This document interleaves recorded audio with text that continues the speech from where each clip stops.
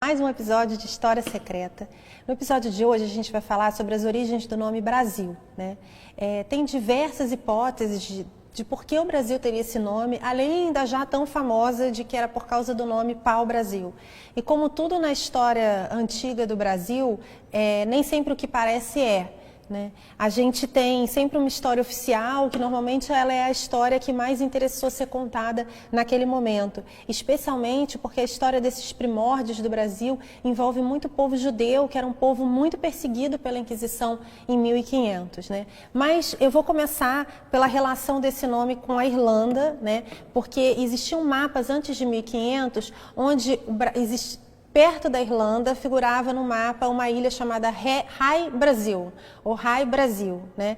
Eles acreditavam que vinham dessas ilhas o comércio de cinábrio, que era o mineral que dava a cor vermelha e que era comercializado pelos fenícios. Acontece que os fenícios tinham uma moeda cunhada já antes de Cristo com o continente das Américas dentro do mapa mundi. Essa moeda, inclusive, está guardada em um museu no Líbano ainda nos dias de hoje.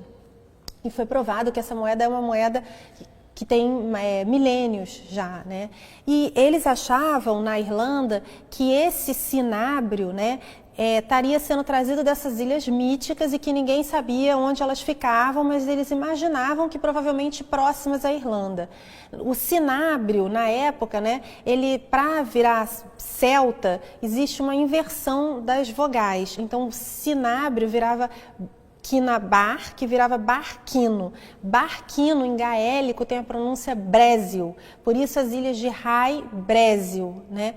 Ou High Brasil também podia ser os filhos do vermelho, né? Aqueles que originavam do vermelho do cinábrio. Quando os fenícios param com esse comércio, eles começam a imaginar que eles quiseram ficar nessas ilhas míticas e nunca mais voltar. Uma outra hipótese da origem do nome Brasil é porque era muito comum nessa época você usar o nome da mercadoria para denominar o país. Então, por exemplo, Turkey, Turquia, né? E o pau-brasil teria dado o nome Brasil. Só que na revista Notes and Queries, de 1279, já tem registros do comércio do pau-brasil no Porto de Londres.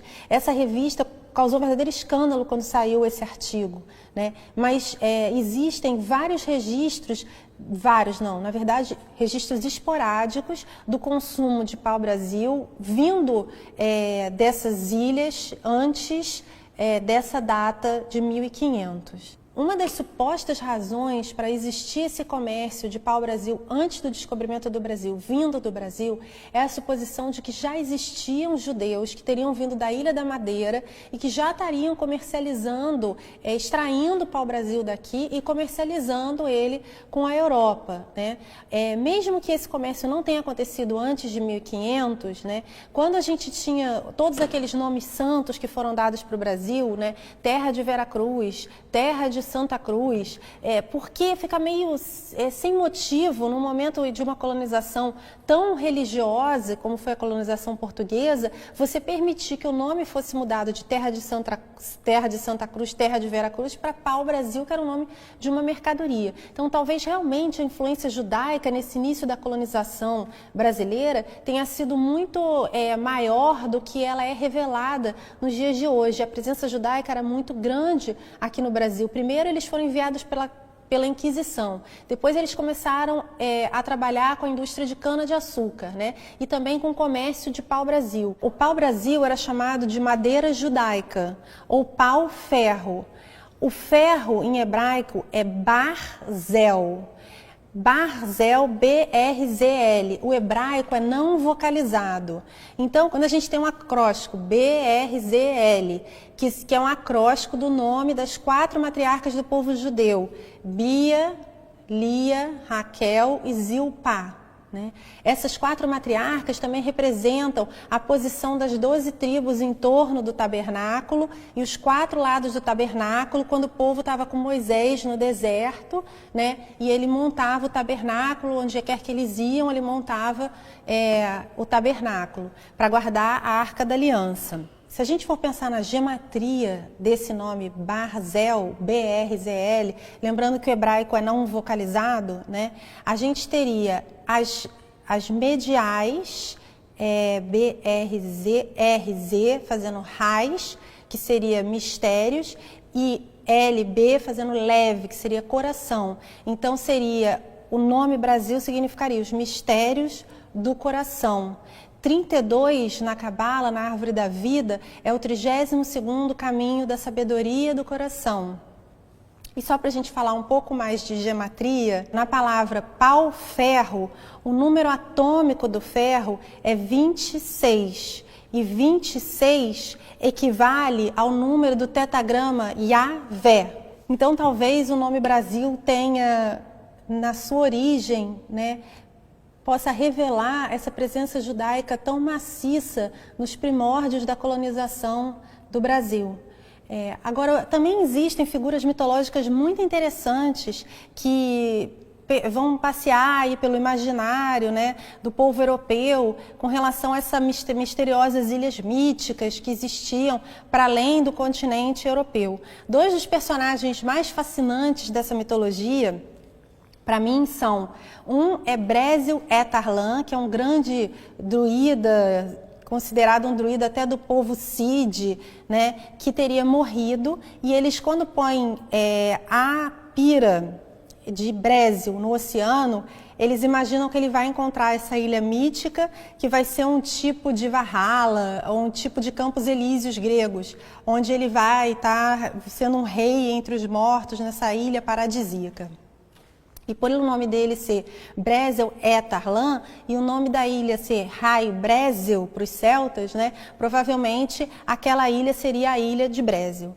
Outra figura mitológica muito interessante desse imaginário do início da Idade Média, né, em 536, a gente vai ter São Brandão, que é um santo que dizem que ele some no mar quando ele vai procurar um lugar para virar um eremita e viver só com Deus, e dizem que ele acaba sendo levado por uma baleia chamada Jascônios para navegar pelo mundo, e que ele acaba encontrando essa famosa ilha mítica e vivendo nesse paraíso, e que essa ilha ninguém encontraria porque ela andaria no mar. Cada vez que alguém tentasse se aproximar dela, ela sumia, né? Toda essa pesquisa era uma vontade que eu tinha de criar uma mitologia brasileira, né? Quando eu escrevi Saga de Bravos, eu queria ligar a história do Brasil à história do mundo, e eu descobri que isso não era tão ficcional quanto eu imaginava, que realmente existia uma parte da história do Brasil, desde a pré-história do Brasil, que se relacionava com a história do resto do mundo, né?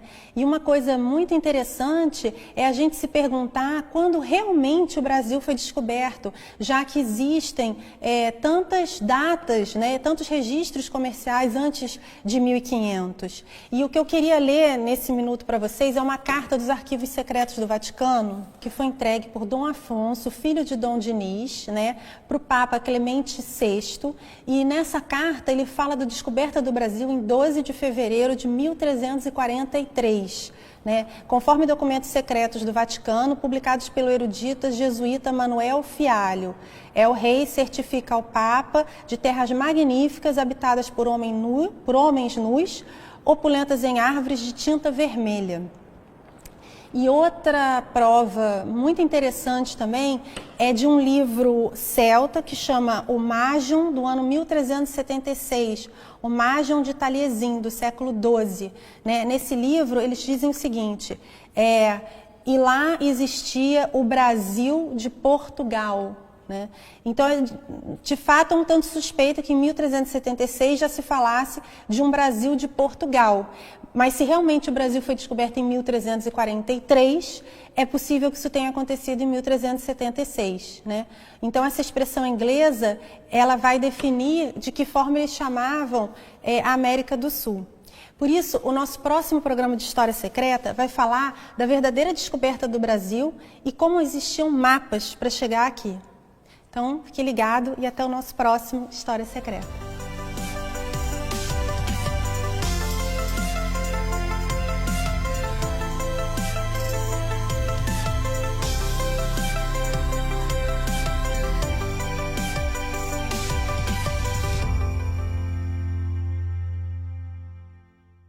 Uai, seu app de vídeos curtos.